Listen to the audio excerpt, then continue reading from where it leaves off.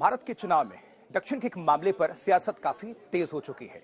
दरअसल भारत और श्रीलंका के बीच एक निर्जन द्वीप को लेकर पाकिस्तान में जो मौजूद है, उसको लेकर प्रधानमंत्री नरेंद्र मोदी ने कांग्रेस और डीएमके दोनों पर डबल अटैक किया है, डबल प्रहार किया है। देखिए।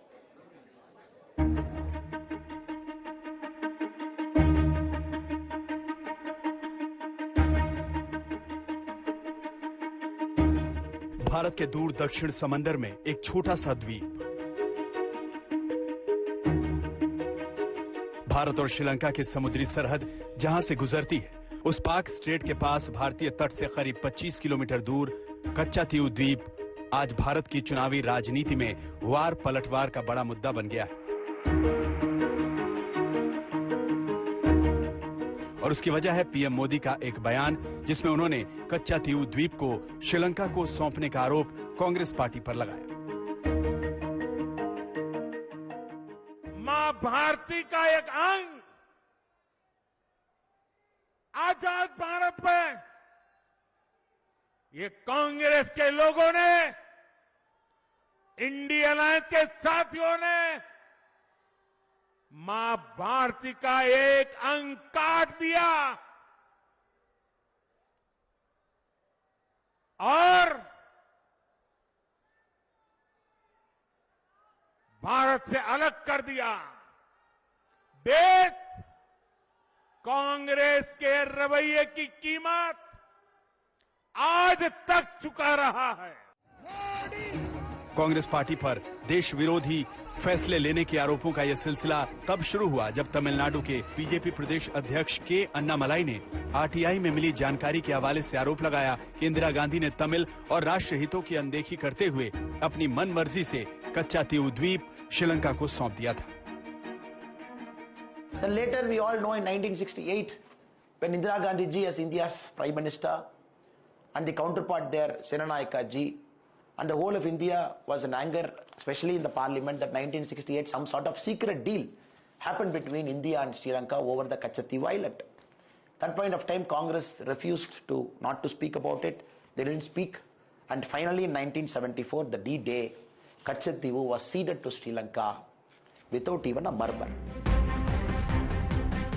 दरअसल कच्चातीव द्वीप तमिलनाडु की राजनीति में कांग्रेस पर हमले का एक बड़ा और पुराना मुद्दा रहा है। खासकर कांग्रेस विरोध में इस मुद्दे का इस्तेमाल डीएमके और एआईडीएमके दोनों ने ही किया है, लेकिन पिछले कुछ दिनों से बीजेपी संसद से लेकर सड़क तक इस मुद्दे को उठा रही है। कच्चातीवु ये द्वीप सुरक्षा की दृष्टि से बहुत महत्वपूर्ण है। देश आजाद हुआ तब हमारे पास था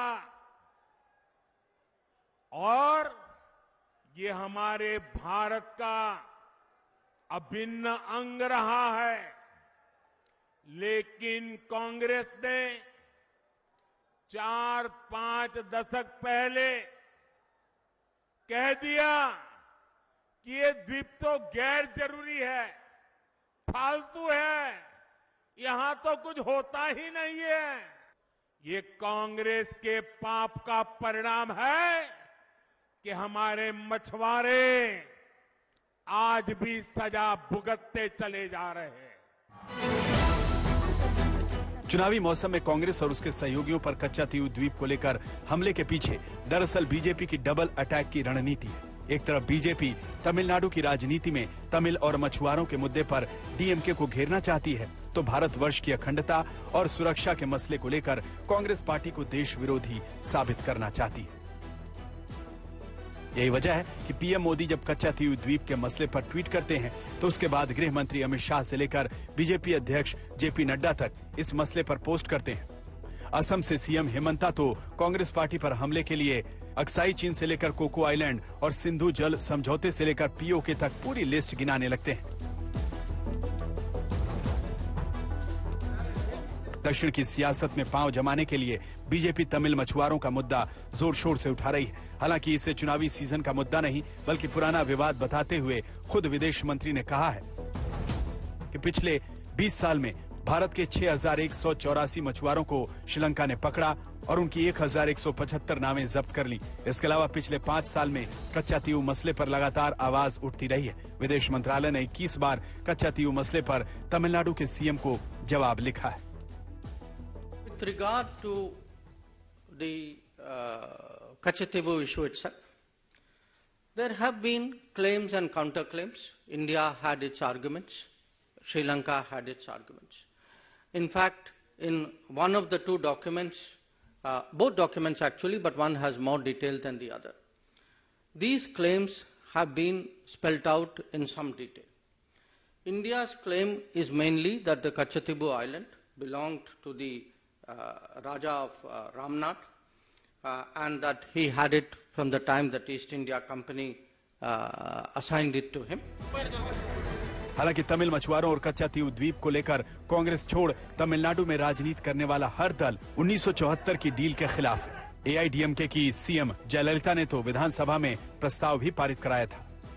आज तक ब्यूरो। अब इस द्वीप को लेकर आखिर इतनी राजनीति हो क्या रही है? कहां पर है ये द्वीप? क्या है द्वीप?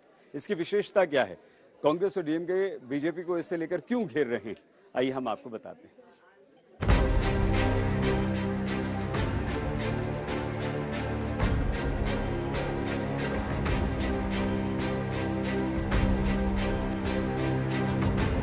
भारत के तमिलनाडु में रामेश्वरम और जाफना के बीच के समंदर में एक छोटा सा द्वीप है कच्चा तीऊ। यह द्वीप निर्जन है। इस द्वीप पर कोई रहता नहीं। इस द्वीप के ऊपर बस 20वीं सदी में बनाया गया एक कैथोलिक चर्च है, जिसे सेंट एंथनी के स्मारक चर्च के रूप में जाना जाता है। द्वीप के वेजिटेशन की बात की जाए तो सामान्य तौर पर ताड़ और नारियल के पेड़ नजर आते हैं। इस द्वीप के समुद्री किनारों पर कुछ शेड्स बने नजर आते हैं, जो मछुआरों के आराम करने और जाल सुखाने जैसे कामों के लिए इस्तेमाल किए जाते हैं। अमूमन इस द्वीप पर कुछ एक मछुआरों की नावें नजर आती हैं, लेकिन हर साल फरवरी मार्च में इस द्वीप के चर्च पर समारोह होता है। इस समारोह में भारत और श्रीलंका दोनों ही जगहों से श्रद्धालु आते हैं और इसके लिए भारतीयों को भी वीजा लेने की जरूरत नहीं होती। इस द्वीप को लेकर राजनीतिक विवादों की वजह यह है कि यह द्वीप 17वीं सदी तक भारतीय राजा रामनाथ के राज्य के अधीन आता था। अंग्रेजों के शासनकाल में भी 1857 से 1948 तक यह द्वीप मद्रास प्रेसिडेंसी के अधीन ही था। आजादी के बाद भी यह द्वीप मद्रास राज्य के अधीन आया, लेकिन इसे लेकर 1920 और 21 से कुछ विवाद शुरू हो चुका था, जब भारत और सिलोन के बीच इस द्वीप पर अधिकार को लेकर दावेदारी शुरू हुई। आजादी के बाद इस द्वीप पर कब्जे के लिए भारत के पास तमाम दस्तावेजी और ऐतिहासिक सबूत थे, लेकिन आरोप है कि तत्कालीन कांग्रेस सरकार ने इसे महत्वहीन समझते हुए इसे श्रीलंका के हाथों जाने दिया।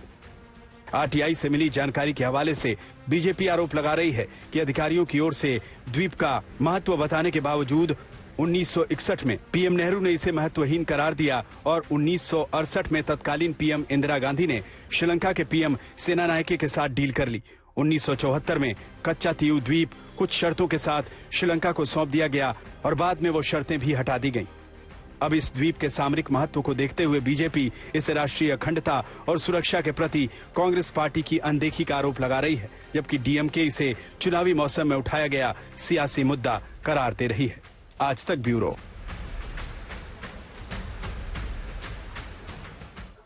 तो अब चुनावी मौसम है, ऐसे में बीजेपी इसे बड़ा मुद्दा बना रही है। चाहे प्रधानमंत्री नरेंद्र मोदी इस मुद्दे को उठाते हुए हों, एस जयशंकर इस मुद्दे को उठा रहे हैं, कांग्रेस से सीधा सवाल पूछा जा रहा है, लेकिन कांग्रेस भी इसका जवाब देती हुई नजर आ रही है। कांग्रेस भी दरअसल अब लगातार ये कह रही है कि क्या बीजेपी युद्ध करके कच्चा तीऊ वापस लेगी।